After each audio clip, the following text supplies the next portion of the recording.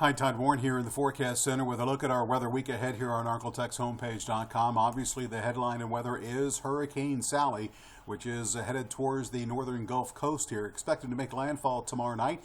The details on that, but as of this recording, max wind sitting at 90 miles per hour with more strengthening anticipated. In fact, here is the latest outlook from the National Hurricane Center showing that Sally will continue to strengthen. Very well could have maximum sustained winds of 105 miles per hour at landfall tomorrow night, somewhere along the coast of Mississippi. This latest forecast shows the storm possibly missing the southeastern tip of Louisiana, but still are going to see some significant impacts over southeast Louisiana, including the New Orleans area. But the worst of this, given this projected path, probably will be to the east of Louisiana in Mississippi and Alabama. In fact, speaking of impacts, here's a look at a breakdown. You can see the current wave heights associated with the storm approaching 20 feet out there in the northern Gulf, south of Alabama and the Florida coastline. In addition to that, storm surge. We're looking at a surge of around 6 feet, perhaps a bit higher if the storm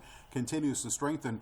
Could be highest over the far southeastern tip of Louisiana, far southeastern Mississippi, as well as Mobile Bay. Could see some decent storm surge in those particular areas. And another big weather story with this system, given its relatively slow movement, will be the potential for very heavy rain. You can see that this particular model showing rainfall totals in excess of 15 inches possible over southeastern Mississippi and the far southwestern corner of Alabama, with upwards of 6 inches extending up into parts of northern Georgia. So rain also going to be a big concern with Hurricane Sally. Not really going to impact us that much, however. At worst case, we'll see some rather breezy conditions over the next couple of days with a north to northeasterly wind.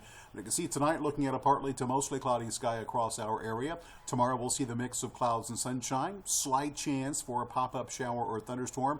Most of any rain likely will stay to our east.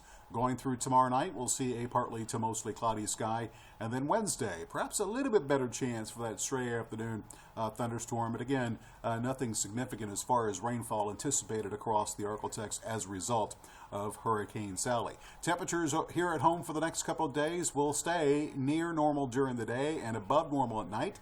You can see lows upper 60s north to the low to middle 70s south, 73 in Shreveport, 69 degrees in Texarkana.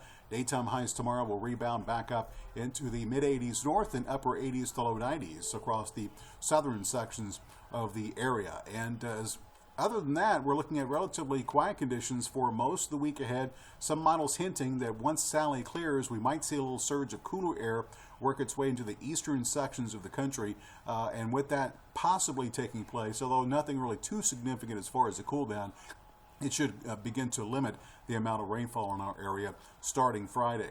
So here's a look at your 7-day forecast, and you can see that we will see temperatures that will ease somewhat with upper 80s, low 90s for the next few days. We will see highs ease back into the middle 80s for the weekend and Monday. Overnight lows will eventually fall back into the low to middle 60s across much of the region, with, again, a little bit drier air trying to settle its way back into the ArkLaTex as we get into Friday and the weekend. So again, Hurricane Sally expected to make landfall probably tomorrow night along the coast of Mississippi. That still could change, but wherever it goes, it looks like the impacts from its system on our weather will be minimal.